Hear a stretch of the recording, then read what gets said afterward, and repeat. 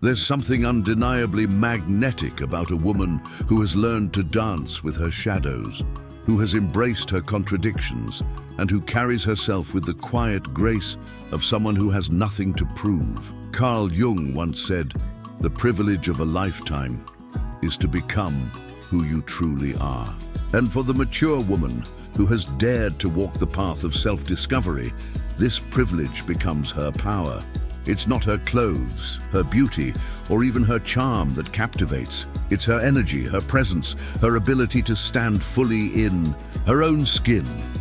In this video, we'll explore 7 transformative habits rooted in Jungian psychology that make a mature woman irresistible. These aren't surface-level tricks or tactics. They are profound shifts in how she relates to herself, others, and the world. Ready to step into your own radiance? Let's begin. Habit 1. She masters the art of inner alchemy. A grown woman does not flee from the darkness within. She does not mask her wounds in smiles or diversions. Rather, she leans in.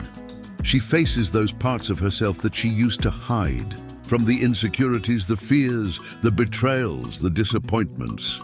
Jung described this as the individuation process, the union of the conscious and unconscious, light and shadow. She doesn't merely allow for these parts, she transmutes them, like an alchemist transmuting lead into gold. For instance, Maria, in her 20s, she was always craving validation, terrified of being alone, pursuing relationships that reflected her own uncertainty. But in her 40s, after a decade of therapy, self-reflection, and likely journaling or meditation, she does not fear being alone. Rather, she draws strength from it. Her past betrayals have tempered her but not embittered her. She has confronted her betrayals without allowing them to define her. When storms come at her, she remains firm, a beacon for others. She exudes calm in the middle of turmoil. Others can sense it around her. It's like she has an inner reservoir of strength. That strength is a product of her inner alchemy. It's not what she does, it's who she is. A woman like Maria becomes a mirror, reflecting back the potential for healing and growth. She teaches that scars may be worn as medals rather than burdens. This intense, unflinching presence makes her impossible to resist. Not because she craves attention, but because she has transformed her pain into wisdom. Habit 2. She speaks with quiet confidence. An older woman does not vie for attention. Her tone is calm, her speech considered, and her silence is intentional. Jung felt that the self is not a puffed-up ego, but an integration of all aspects in harmony. That integration this woman radiates. Her presence will not command attention. She receives it graciously. Take the case of Eleanor, a senior manager. In her firm, at meetings, she neither talks over others nor takes charge of the conversation. She speaks, and others become silent. Her utterances have weight since they are laced with clarity and purpose. She may offer an insight or wisdom with a twist of humor or a deeply moving observation that changes the course of the entire conversation. Her confidence is never based on arrogance, but profound self-belief. And this quiet confidence is much more attractive than brash bravado. It invites others in so that they want more. Eleanor's strength is not one of volume, but of resonance. She speaks, and others will listen, because they understand that her words are the product of consideration, not whim. This dance of when to speak and when to listen builds an aura of mystery and respect that makes her presence indelible. In an age where noise tends to overwhelm meaning, a woman who is a master of quiet confidence becomes an exceedingly precious gem. Habit 3. She cultivates solitude as a garden of power. Jung wrote, "Who looks outside dreams. Who looks inside awakes." An elder woman welcomes solitude not as loneliness, but as holy space. She knows solitude is not a penalty but a blessing, a time to reconnect with her soul, to tend her inner garden. She loves mornings with coffee and a journal, long hikes in nature, or nights snuggled up reading a book. These are not gestures of solitude, but of unification. In these moments, she listens to the whispers of her soul, shepherding her thoughts as a tender gardener might. Consider Isabel. She is known to her friends as possessing a shining energy and profound insights. What people don't know is that her weekends are often spent on solo hiking or silent retreats. She's discovered that creativity and emotional strength take root in these quiet times. When she arrives in a room, her peaceful, centered energy is felt. She doesn't crave attention, but it comes to her, because her aloneness is her garden of strength, and others can sense the depth of her inner world. Her light isn't showy or performative. It's the soft shine of someone who has forgiven herself. This intense connection to solitude renders her not only enchanting, but also deeply centering to be with. Habit 4. She owns her desires without shame. Jung reminded us that so much of what we suppress becomes part of the shadow. A grown-up woman has confronted these suppressed aspects, her appetites, her aspirations, her sensuality, and integrated them without shame. She no longer apologizes for wanting more, for dreaming bigger, for loving her passions. Picture Simone, an artist who once hid her ambition for fear of seeming too much. Now in her 50s, she no longer apologizes for wanting more, from life, from love, from herself. She wears colors that express her spirit, speaks her truth without hesitation, and pursues her passions unapologetically. Whether it's starting a new business, traveling solo to places she's always dreamed of, or embracing her sexuality with a newfound openness, she no longer hides. And this authenticity, this unashamed claiming of desire, is what makes her engrossing. Others are attracted to her because she brings to life the freedom she secretly yearns for. Her longings are no longer concealed. They are lived, honored, and integrated into her everyday life. An older woman's claim to her own wants is an invitation to others to do the same. She demonstrates that it is not selfish to want, to dream, to hunger. It's human, and in that humanity she is irresistible. Habit 5. She listens more than she speaks. In a world overwhelmed by noise, constant chatter, endless opinions, and the rush to be heard, the woman who chooses to listen becomes a rare sanctuary. Carl Jung wrote of the collective unconscious, that vast, unseen reservoir of shared human experience that pulses beneath the surface of our awareness. Yet, it is not through words or talking that one connects with this deeper realm. It is through listening, truly listening, that an adult woman touches something ancient and sacred within herself and others.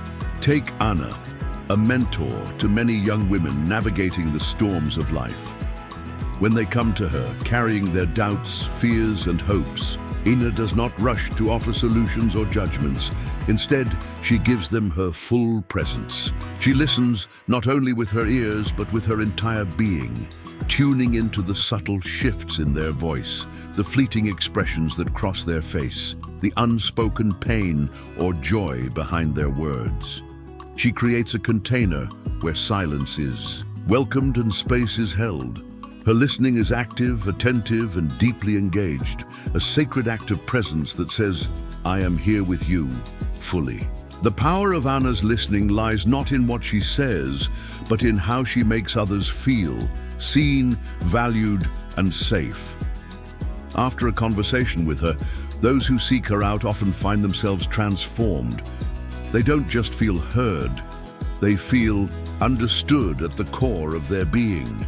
This kind of deep listening is a magnetic force. It draws people in, fosters trust, and cultivates intimacy without demand or expectation. It is a silent, powerful love language that honors the soul. Deep listening is more than a skill, it is an act of love and reverence. It affirms the unspoken truth in another person's heart. I see you. I hear you. You matter. In a world where so many suffer the loneliness of invisibility, the woman who listens deeply becomes unforgettable. She is a light in the cacophony, a quiet anchor amid the storm. Habit 6. She expresses sensuality with subtlety. Sensuality, as Jung explored through the dynamics of the anima and animus, is not about overt displays or the superficial trappings of attraction. It is a harmony between the feminine and masculine, energies within, a graceful dance of presence and essence. The woman who embodies authentic sensuality understands that it is not a matter of volume or flashiness. It is a quality of being that flows naturally from self-acceptance and inner harmony. Consider Leela, a dance teacher well into her 60s. She moves through life with an effortless grace that captivates all who encounter her. Whether she is guiding her students through the delicate rhythms of a waltz, sharing laughter with friends, or simply wandering through a bustling market, every movement she makes is infused with intention and ease. There is no need for her to prove anything. Her sensuality is an unspoken language that communicates presence, softness, and strength. Leela knows herself deeply. She is at peace with her body, her desires, and her age.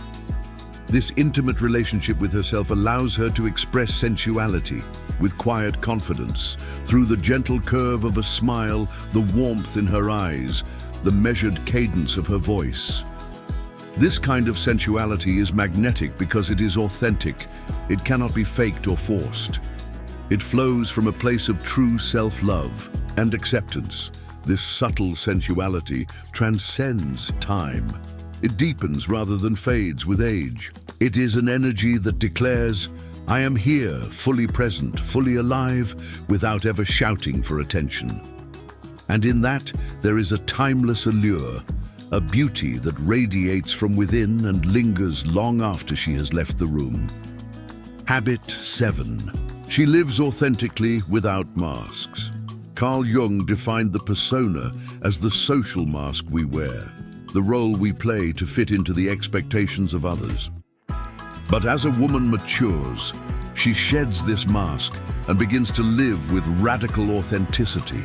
She no longer feels compelled to hide her imperfections, hide her wounds, or conform to societal ideals. Instead, she embraces her entire story, the light and the shadow, with unapologetic honesty. Think of Rosa, a retired teacher whose sharp wit and radiant spirit defy conventional notions of how a woman should be. Rosa does not mince words or soften her edges to make others comfortable. She laughs loudly, dresses in colors and styles that bring her joy, and owns her age with pride rather than shame. She claims her story, her triumphs and her scars, and stands in her truth without hesitation. This authenticity is a form of freedom. It breaks the chains of pretense and opens a space where real connection can flourish. In a world obsessed with filters, curated images and facades, Rosa is a breath of fresh air, a living testament to the power and beauty of being unapologetically oneself. She teaches us that true magnetism is not about crafting an image to please others, but about embodying your truth fully and fearlessly. Living authentically is not always easy.